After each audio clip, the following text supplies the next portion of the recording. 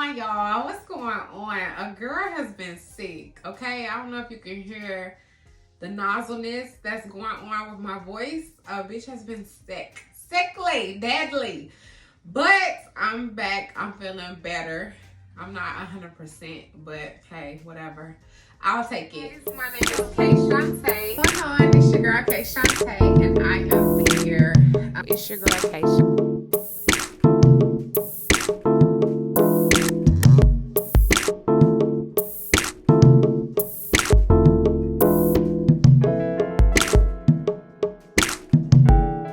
So, yes, I'm coming back with another video about the hit show on Netflix called You. Y'all, I love this show. Like, I love this show a lot. I've been following the show ever since it came out, and I love it. I'm in love with this show. I'm in love with Joe Goldberg, like all of that. I am in love. So, let's go ahead and jump into season 4, You on Netflix. Okay, so with season 4, we start off with Joe has moved to London. If you remember in season 3, a little short recap, Joe killed Love and did it as like a suicide murder type of thing where he blamed it on Love and said that Love, killed him and gave their baby away to their neighbors. Well, really it was Joe's idea, and Joe murdered Love and played the suicide tone to it. Season 4, Joe moves to London to find Marianne. If you remember who Marianne is in season 3, she was the librarian co-worker of his in the city that him and Love had moved to.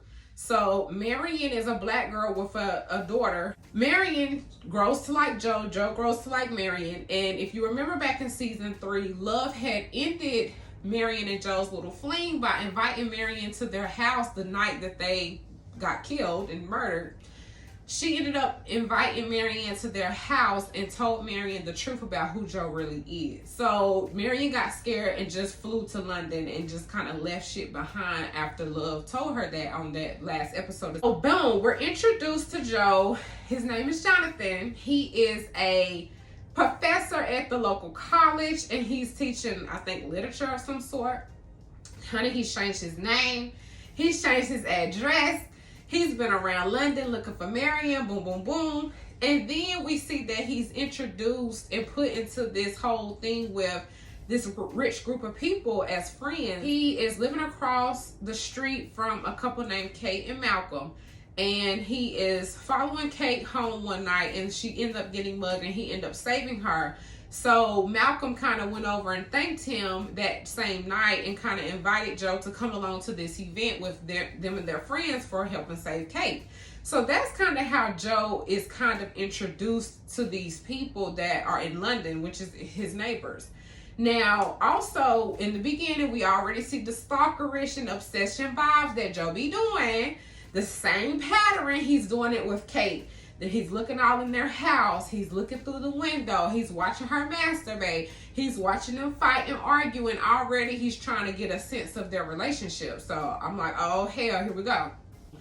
He meets all of these rich people. They're all in a clique together. They're all loaded with money and kind of on a celebrity type vibe in London. So you got Phoebe, you got Adam, you got, what was the Asian guy? I think. Then you had Gemma, you had Reese, you had Malcolm, Kate, Adam, Phoebe, and it was Gemma, and I think it was Blessings was another girl's name. But all of these people are just kind of the top-notch, celebrity and, influential people in London that has money. So basically their characters are kind of they're viewed in a way of just like party all the time, drug use, heavy drug use, money to throw away, spoiled, bratty type people. That's kind of how their character is played up as we are introduced to this group of friends. So honey, then it gets juicy. It gets juicy because somebody's offing these motherfuckers. Like, literally, they're getting offed. Like, it started with Malcolm. The last that people saw Malcolm, he was with Joe in his apartment. Joe wakes up because they drugged Joe. He's waking up in his apartment. Next thing you know, this man is dead on Joe's table. So you know, at first in this season, they're making it seem like it's another person involved, and they're kind of like dangling and playing with Joe to cover up murders for them and help them to bury these bodies and, you know, cover up the issue of somebody's killing the rich. It's called the Eat the Rich Killer. That the character of who's supposedly killing all these people. So it starts with Malcolm. Then we go to, I think the next person to die is the Asian kid that was the artist, because he was like using another woman's work as his own, but really the woman was the author behind the paintings and the drawings, but he was the one making the money and the notoriety out of it. So, oh my God, he dies next at the damn event, one of the events that they had. Then you had Vic ends up getting killed, which is the bodyguard of Phoebe and Adam. Then you have Gemma ends up getting killed, but it was like, okay, we never see Joe kill anybody, but his friends dropping like flies, these rich celebrity friends. So then we get to a place where after Malcolm kind of disappears in the beginning of the season, Kate and Joe start to form a relationship. So now they're hanging out more, they're having sex, and at first Kate is like this stuck up mean girl type vibe where she's kind of just cold and doesn't really deal with a lot of people. But it's like being with Jonathan, Joe, opens her up to where she kind of, you know, grows some character traits of like soft side and caring and loving and relationship wise. So we get to see that with Kate as Joe and her start to build up their situation. So then people start to blame Joe because he essentially is the new guy in the crowd, and all these people ended up dying. Now, I'm not gonna lie, season 4 had me tricked up, and we're gonna get to that part, but it's like, I really was one of those people that thought Joe had come to London. He had changed, because in the beginning also we see a scene where he finds Marion and lets Marion go, and he had the chance to kill Marion. So we see that. So it's like, oh wow, Joe has changed. Joe is not the same. Joe is not doing these killings. He's just not. He's one of those people that thought that. So boom, you know, we find out later that's not the case. So you got all these people dying. Joe is constantly around these people. And all in the midst of all of this, he is doing his same stalkerish obsessing behavior where he's already Googled and researched all of these people in this crew. He knows their dirt. He knows their dirty secrets. He knows what's all in the closet. He done did his research on these people, which is his usual self. He's a stalker. He's a researcher. So they invite him out of the country, into the country part of London, to this little house that they meet up at, every once in a while, to kind of just be with amongst themselves of the rich. And that's the part of where Gemma ends up dying. But we fast forward to that situation that happened out there in the country. Reese ends up showing up and setting Joe and Royal on fire. And so Joe is screaming for help. Kate comes and helps save them. And so now in Joe's mind, Reese is the Eat the Rich Killer. So we get back to London after that trip, and you see Reese on TV. He's running for mayor. He's on television doing his candidacy. And Joe is just like, oh, hell no. Like, this man is crazy. And so throughout it was a part 1. So part 1, you got Joe in London. He's introduced to these circle of friends. He's introduced to a brand new life as he ran off to London looking for Marion. Part 2, they come out with a part 2 on March 9th, which was the part of where, okay, we really see who's the real killer behind all of these killings, and we get to see some real deeper stuff with a twist. When this part 2 came out and I finished it, oh my God, I was shocked. So we get back, then you have Phoebe and Adam spiraling out of control a little bit. I think it was just a lot for all of them to suddenly have their friends murdered and then feel like they're being stalked, being watched. So again, heavy drug use, alcohol use, that's all they're doing. They're partying up, going to events, all of that. In the meantime of all of that, her character is more developed, as they describe where she comes from, which is a daddy with money, bankroll, influence, and businesses. and talking about how she doesn't like her father and how, you know, he's one of those people that did some very bad things to get where he is today, and how she, you know, somewhat participated in that, trying to prove a point of who she was.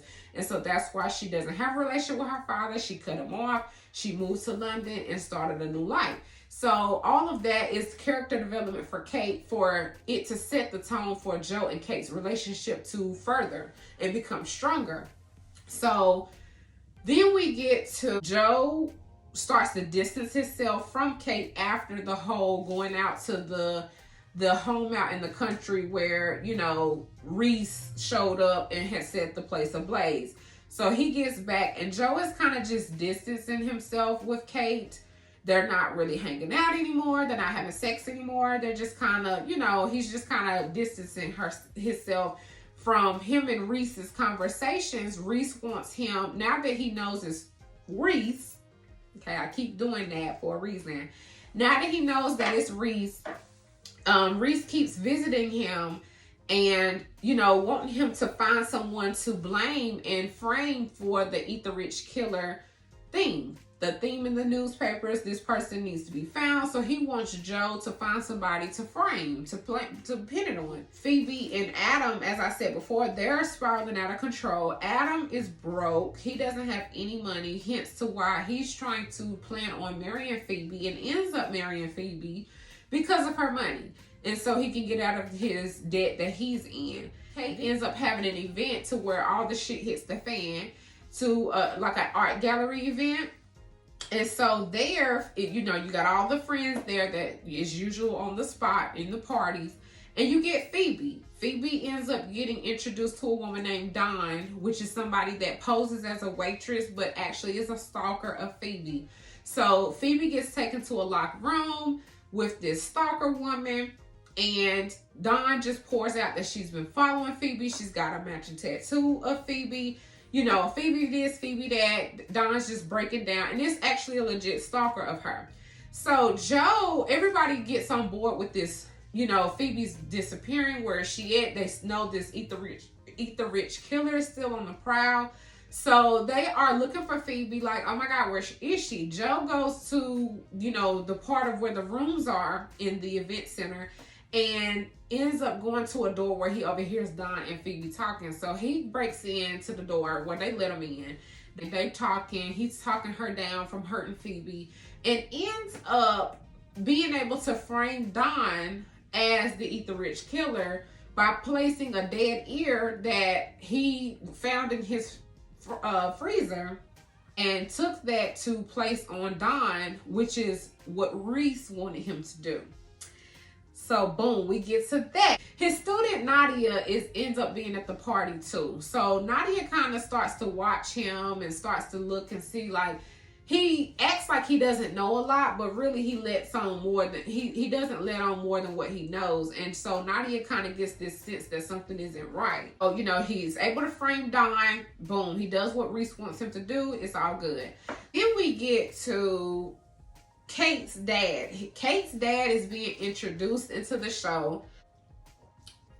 He comes to have dinner with Joe and Kate. Kate asks Joe to come with her. He comes to dinner and basically wants Kate to have a museum in New York and wants her to eventually take over his business and his company. As you can see in their dynamic, Tom Lockwood thinks highly of his daughter and has a lot of control over her life, her lifestyle. He has her followed. He's very much involved, even though Kate thought that she had him shut out of her life. And Tom Lockwood's just a nasty, nice type of dude. He nasty nice with it. He wants to come off as a good guy, but really he's not. He's really not. So that's Tom Lock, okay? So we're introduced to him. Honey, he ends up knowing who the fuck Joe is off gate. He knows who Joe is. He's like, hey, Joe. You know, like, no, your name's not Jonathan. I know it's Joe, honey. So he lets Joe know who he is because, of course, he is Tom Lockwood. He has people follow. He's researching. He has the ins and outs and the resources to find out stuff like that. So he knows who Joe is, and he plays off of it. Joe is torn in between Reese and Tom Lockwood. So Reese asked Joe to kill Kate's father first because of his candidacy of running for mayor in London. Tom Lockwood wants Joe to prowl on Reese and kill Reese because Reese has hung out in the circle with the rich celebrity friends. So Tom Lockwood, knowing that, he wants Reese, he doesn't want his candidacy to bring out anything that he has going on because, you know, it's rumored that he was a bad man. He had people killed. He did people wrong and dirty to success his business. So he doesn't want that stuff coming out with his candidacy with this man hanging around his daughter in a friend group. So you got Joe torn between the two. So he tries and goes and tries to kill Tom. He goes and tries to set up Reese by hiding a hidden camera in his apartment and trying to record him on his phone. And, you know, Reese finds out about it. And so, you know, he's trying to figure out what does he want to do with that. Like, just pure point blank, he doesn't want to kill Kate's father. So, furthermore, that we go with Kate and her father's issues and Joe between Tom and Reese issues, we get Phoebe. Phoebe is spiraling out of control. It's been a lot for her. A lot of her friends have passed around her. And the whole issue with this man, Adam, just not seeming, you know, she gets this gut feeling that he's just not the right one. She's caught some infidelity stuff going on with him and his sexuality. So Phoebe's just going through it mentally. And so Kate starts to see that and wants to help Phoebe get checked in and admitted somewhere for some help. And Adam doesn't want that because Adam wants her to be out and accessible to him for the excess of her money. Phoebe just kind of shuts Kate and Joe out, and especially Adam does. Adam doesn't like Joe at this point. Like, the next thing is you have Nadia, which is Joe's student, ends up breaking into his apartment out of suspicion from the whole Phoebe stalker of Don and the whole Eat the Rich thing. Her suspicion leads her to break into Jonathan Joe's apartment. So Nadia ends up searching for evidence to see, you know, what can she find on him, and ends up finding a key and ends up, you know, finding a location of some sort to go to. Like, it's like a downtown London area. And she ends up finding Marion in a back alley type of shut down building. He has built a whole book. I call it a cage. The bookcase cage is what I call it. The bookcase cage. He's built another one. And instantly, when I seen that bookcase cage, I said, Joe is the damn killer. Joe ain't never changed. Like, and it was funny because it was like they had Reese saying that he had Marion locked up. But it's like, when I seen that bookcase cage, I said, oh no, baby, this is Joe. This is Joe. It's got Joe written all on it. This is not nobody else but Joe, because who else know about the bookcase cage except for Joe? So I said, damn, he really ain't changed. Once I seen Marion, I said, oh no, baby. Oh my God, oh no, he's done. He's done for her. And that's exactly what the case was. So come to find out, as we see the truth unfold, Joe has been suffering from split personality disorder. Like, Joe is not aware. He's swapping out his personalities, and he's not aware of the fact that he's been killing all of these people, because he is the Eat the Rich killer. It comes out. And how it comes out, let me back up. How it comes out is he goes back to look on the camera footage from trying to set Reese up. Remember that when I said he was trying to set Reese up? He goes back to look at the camera footage and realizes he's talking to himself. Reese does not exist in a form of the Eat the Rich killer. Reese was never the one telling him what to do. It was him obsessing over Reese. When he first moved to London, he kept reading Reese's book and just kept seeing him in the newspaper and on TV, and eventually ended up obsessing him and trying to become him, and ended up picking him up as a personality and making that into a disorder for him, to where he's juggling back between Joe and this Reese character, when really Reese didn't even have a killing bone in his body. He was a regular white man running for mayor, and that was it. Like, he did hang, he saw Joe one time, at the party, the first party. Hey, and that was it. It never was any more conversation or meet up with him and Reese. That's something he invented in his head. So then we get to Joe took and drugged Marion, never did let her make it back to where she was going. He kidnapped her as she was kind of out of it and drugged, put her in the bookcase cage. He doesn't even realize it. He does not realize it. And it even was so bad that he had forgot about Marion. They go and show scenes of Marion, and it's like he's forgetting to feed her. He done forgot to feed her. He done forgot, to bring her food and stuff. So he forgets where she is. He has to remind his other self where Marion is and that he did these killings. So that was the twist, because in the first part, you were made to think that someone else was responsible for all of the killings when it was always Joe from the start. But Joe ends up killing Reese. Joe ends up killing Kate's dad. He thinks that Marion killed herself, but really Marion and Nadia ended up meeting. When Nadia broke into Joe's apartment, she found Marion. And so they came up with a plan so that she could end up getting free. So she played and acted like she overdosed and took the drugs that he set into the cage. And really, she was just kind of out of it. And Nadia came and was able to inject her with something to bring her back to life. So she made it out successfully. And I was happy to see that, because I was like, oh, don't kill this black girl. Don't kill this black girl. But okay, cool. That's what you do, so I expect it. But Marion makes it out. He ends up catching Nadia sneaking out of his apartment for evidence of all of this stuff, because when Nadia goes to get her boyfriend to prove to him why she had went through all the trouble, the bookcase was gone, and it was just a whole different setup and scene to where it made it look like Nadia was going crazy or making this stuff up when really it was true. So you got Joe, he's killed all the rest of the people. He's grown this obsession to Kate. He doesn't want to leave Kate alone. But then we get some special appearances in the last couple of episodes. We get Love comes back from season 2. We in season 2 and 3, and then we get Beck from season 1. That's my favorite one, Beck. Beck comes back, and they're coming back in his hallucination of his dreams to say, like, Joe, you thought that you changed. You thought you was different. Really, you're no different. You're the same, and you're going to always be the same. You've killed all of us, and that's just what it is. And he just doesn't understand he's sick. He doesn't understand that mentally he's sick.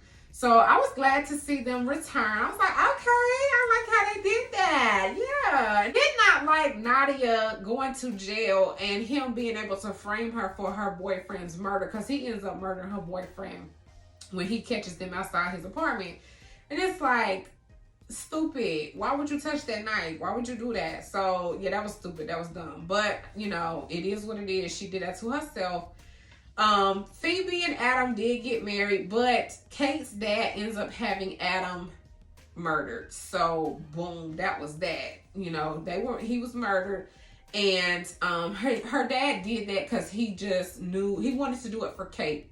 He saw how Kate was upset for her friend, and just looking at her friend like, damn, my friend's about to be taken advantage of. And he just saw that and was like, you know what? I got you. I'm gonna get rid of Adam and clean that up for you. Basically, that was that. Phoebe ended up becoming a teacher in India. I want to say it was India. I think it was. She became a teacher and just kind of changed her life from being a sports celebrity drug addict to somebody that kind of got their life together and kind of changed the narrative of them. That was season 4. So I enjoyed you. I enjoyed season 4. I think this might be the best season, because I liked how I really was twisted up with. I liked the new characters. I was a big fan of Reese. He was really attractive, and I liked his character. So I was a big fan of Reese. I did like Kate. I like Kate on Joe. I like that. And as you see in the end of season 4, part 2, they set the tone for a season 5 where they've moved back to the United States. They've moved back to New York, and they're in the press, and Joe Goldberg returns and he's cleaning up his name and explaining why he lied and explaining why or what happened with his last marriage and his son. So I am excited about that because I'm like, okay, so that means we're gonna get a season 5. And so I like them together. I do. And I like the fact that Marion got to escape. I really like this season. Overall, it gets an A+ for me. I liked it. It was really good. I've watched it like 3-4 times just to be able to, just enjoy it. I really liked it. And so yeah, that was my thoughts on You season 4. Keep watching, keep subscribing, keep liking. Thank you. Bye.